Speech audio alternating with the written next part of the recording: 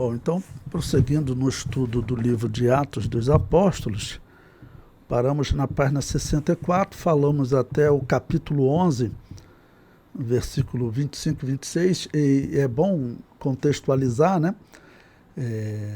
Saulo de Tarso, ele havia, Paulo, né, ainda é chamado de Saulo, ele havia fugido de Jerusalém, novamente um grupo de judeus gregos queriam matá-lo, então ele foi para Tarso. E o capítulo 11, aí o capítulo 10, né, começou a falar do ministério de Pedro. O capítulo 11 foi um capítulo onde o apóstolo Pedro começou justificando ter pregado a um gentio, ter entrado na casa de um gentio.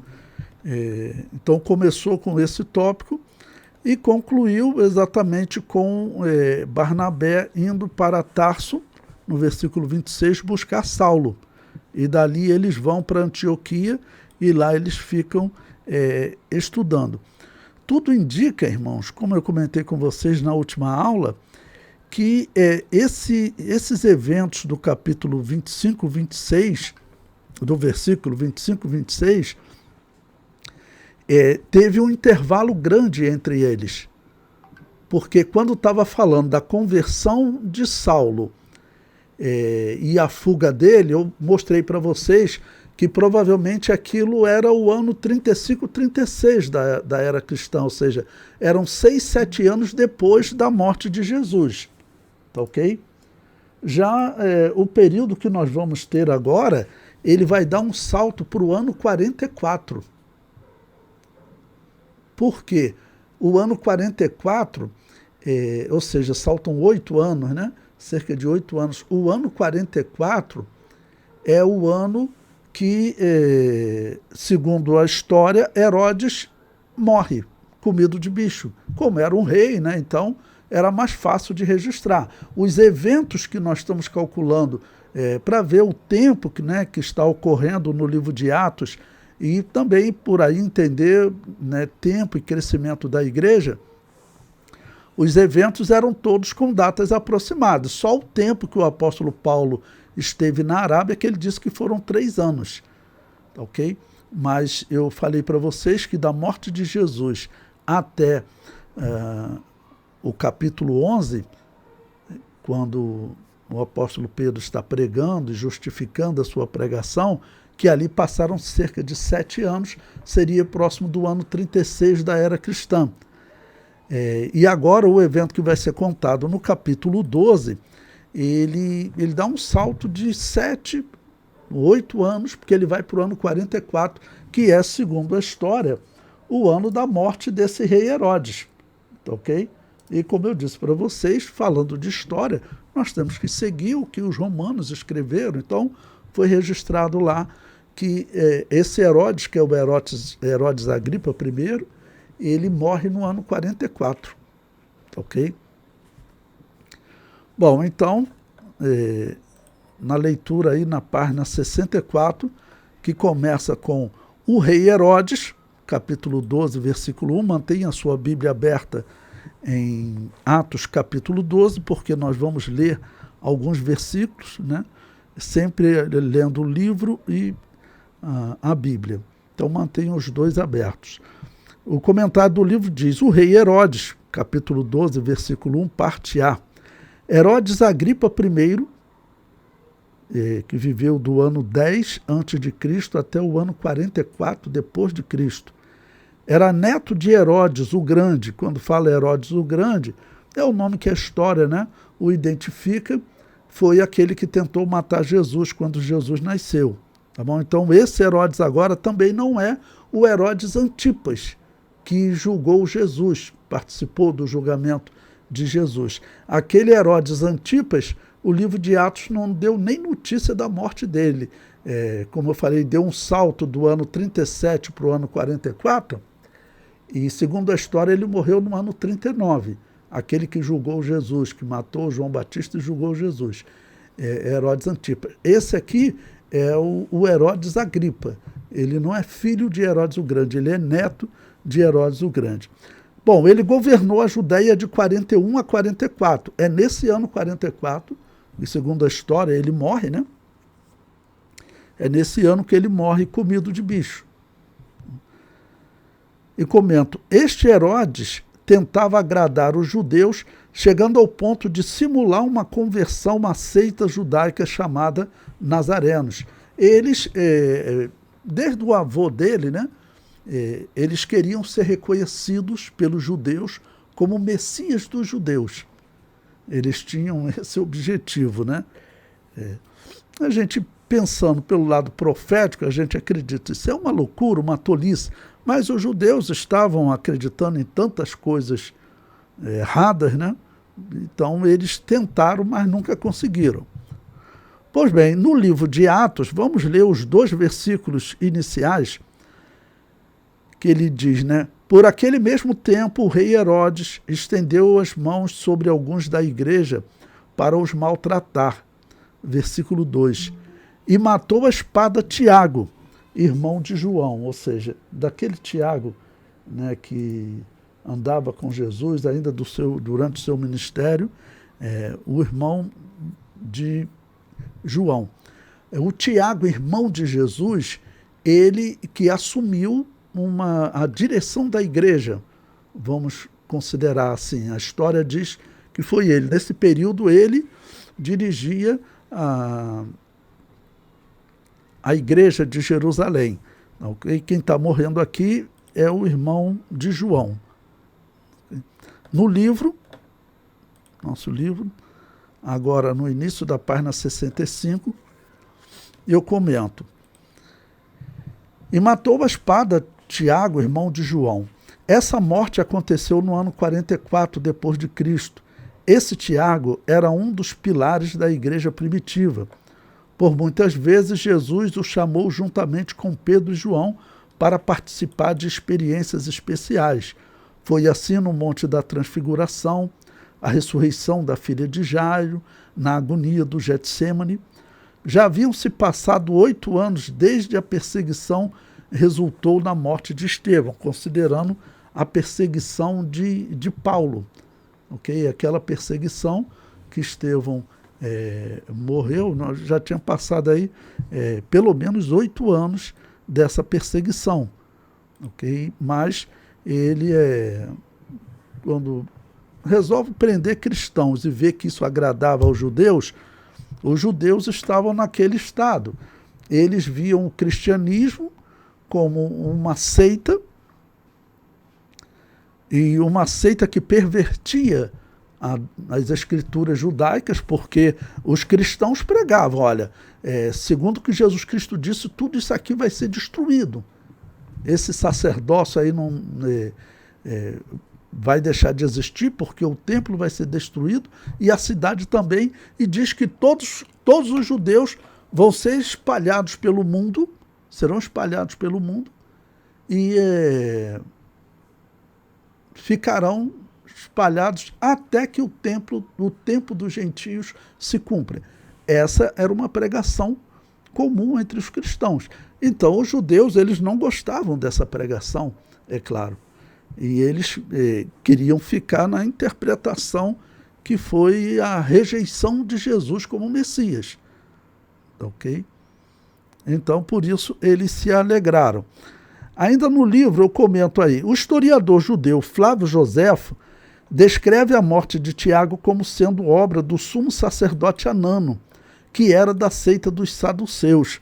Conforme Joséfo, ele diz, olha, Anano, um dos que nós falamos agora, era homem ousado e empreendedor da seita dos saduceus, que, como dissemos, são os mais severos de todos os judeus e mais rigorosos nos julgamentos, ou seja, os mais sem misericórdia, porque eles não eram, vamos dizer, seguidores do verdadeiro judaísmo, já que eles desprezavam parte das escrituras, então eles não podiam ser considerados verdadeiros seguidores do judaísmo, que defendesse essa doutrina do Antigo Testamento, né?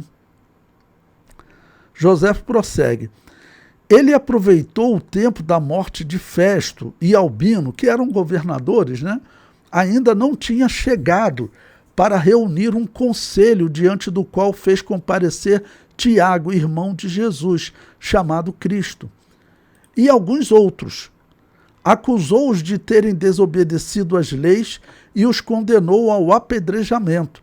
Esse ato desagradou muito a todos os habitantes de Jerusalém, que eram piedosos e tinham verdadeiro amor pela observância de nossas leis. Ou seja, os homens, eles eram maus mesmo. Toda essa família de saduceus, quando ele fala aqui que eram os mais assim rudes no julgamento, mais rigorosos, é porque eles buscavam a condenação das pessoas. As pessoas que eles acusavam, eles davam jeito sempre de condenar. Tá ok? Bom, Atos capítulo 12, versículo 3, abra aí agora a sua Bíblia, diz, né, quando Herodes decide e mata Tiago, o versículo 3 diz: e vendo que isso agradara aos judeus, continuou mandando prender também a Pedro. E eram os dias dos asmos. Ou seja, esse período dos asmos era importante para Israel, né? Acontecia a Páscoa e os asmos começavam normalmente no dia seguinte à Páscoa. Mas a Páscoa, vamos dizer, ela é como se ela durasse também todo o asmo. Todo o asmo, os 7 dias, chamado asmos, ou 7 dias dos pães asmos, que eles ficavam comendo pão sem fermento, era para pensar na morte do Cordeiro. Então, todo esse período é chamado também de Páscoa, tá bom? Que seria ao todo 8 dias. O dia da Páscoa mais os 7 dias seguintes do asmo. Tá bom? Então, era o dia dos asmos. E, havendo-o prendido, o encerrou na prisão, entregando a 4 quaternos de soldados, para que o guardasse, querendo apresentá-lo ao povo depois da Páscoa. Porque, como eu disse, a Páscoa ela era considerada, os 7 dias dos asmos também fazia parte da Páscoa. A Páscoa seria, na verdade, 8 dias. Então, quando terminava a Páscoa, ou seja, quando terminava os pães asmos, naquele período de 8 dias, okay, ele iria, no caso, apresentar o apóstolo Pedro. Quando fala aqui 4 quaternos de soldados, o que significa isso? Era 4 grupos de 4 soldados. Eram 16 soldados. Você pode ler como 16 soldados. Ok? Bom, no livro, eu comento, vendo que isso agradara aos judeus. Herodes era descendente dos edomitas, que por sua vez eram descendentes de Esaú. Ele queria se firmar como rei em Israel, mas era rejeitado como seu avô Herodes, chamado de o Grande. Ao ver que a perseguição aos cristãos agrada aos judeus, ele decidiu ampliar essa perseguição, planejando a morte de Pedro. Ou seja, eu quero agradar esse povo para ver se eles me reconhecem como Messias, ou me tratam, né, como um rei honrado, porque os judeus eles odiavam todos esses Herodes. Não? E o fato dele prender, na Páscoa, ao fim da Páscoa, ele apresentar Pedro, certamente a intenção era fazer um espetáculo, porque isso era muito comum entre os romanos. Não? Vamos dizer que faltasse 7 dias, deixava esse indivíduo 7 dias sem comer, dava umas chicotadas nele, deixava ele bem fraco. Os romanos faziam isso, diz a história que teve um líder gaulês que eles aprisionaram, o nome, se você procurar na internet, acho que é Vercingetorix. Procure esse nome, líder gaulês Vercingetorix, é mais ou menos esse o nome. Aí o Google vai lá te dar uma ajuda. Você vai ver que ele foi preso e os romanos fizeram o quê? Botaram ele um tempo lá numa cela, alimentação ruim, para depois fazer um espetáculo e executar a pessoa. Isso era muito comum. Então ele queria fazer da morte do apóstolo Pedro, provavelmente queria fazer um espetáculo, né? Ok? Bom, mantenha a sua Bíblia aberta, lemos até o versículo 3, Agora vamos ler os versículos 4 e 5. Desculpe, lemos até o versículo 4, vamos ler agora a partir do versículo 5. Que diz: Pedro, pois, era guardado na prisão, mas a igreja fazia contínua oração por ele a Deus. E quando Herodes estava para o fazer comparecer, nessa mesma noite, estava Pedro dormindo entre 2 soldados, ligado com 2 cadeias, e os guardas diante da porta guardavam a prisão. Ele foi colocado como uma pessoa, vamos dizer, de alta periculosidade, né? Tinham 2 soldados constantemente ao seu lado, né? E ligados a ele, né? com algemas, cadeias, como chamava na época. No versículo 7, e eis que sobreveio o anjo do Senhor e resplandeceu uma luz na prisão, e tocando a Pedro no lado, o despertou, dizendo: levanta-te depressa. E caíram-lhe das mãos as cadeias. Bom, esse Herodes Agripa, certamente ele sabia das histórias que se seguiram, né? Com Herodes Antipas, seu tio, e do que os apóstolos continuaram pregando, dos milagres, né, de ressurreição. Sabia de outros milagres que o apóstolo Pedro também, juntamente com João, fizeram no período do livro de Atos. Então, tudo indica também que ele colocou uma guarda de soldados, além de estar preso com 2 soldados, tinham mais 14. Quando falou, era um total de 16, vamos dizer, vamos prender bem, porque se tiver alguma coisa realmente milagrosa, vamos dizer, aí nós vamos ter certeza que foi realmente algum milagre. Parece que o sentimento era esse, né? Pode passar um sentimento desse em um Herodes? Pode. A Bíblia diz que Herodes gostava de ouvir as pregações de João Batista. O problema é que João Batista criticava ele, mas ele gostava de ouvir. João Batista na cadeia diz que ele gostava de ouvir, mas o poder tudo pervertia mais. E, infelizmente, escolheram durante toda a vida o caminho mau, né? Bom, no nosso livro, eu comento sobre esse versículo 7. Eis que sobreveio o anjo do Senhor. Pedro ficou livre da prisão pela ação de um anjo. Ele saiu caminhando da prisão e nenhum guarda acordou. Pedro estava sendo guardado por 4 quaternos de soldados.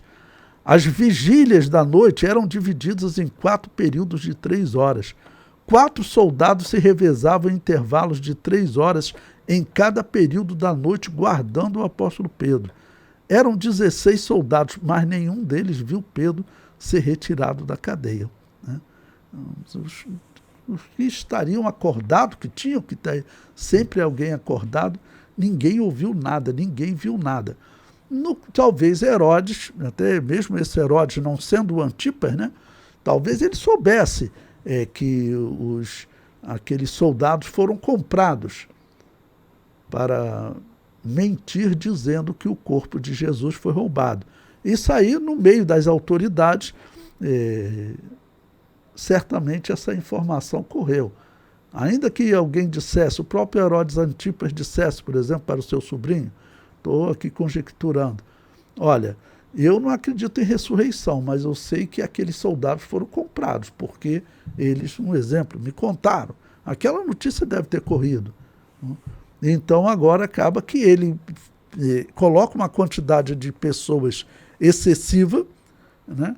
Vamos ver agora se 4 pessoas acordadas e mais 8 ali, né, que estão cochilando, se acontecer alguma coisa, eles vão ver, ouvir. Ninguém, nem quem estava acordado viu, nem quem estava dormindo acordou.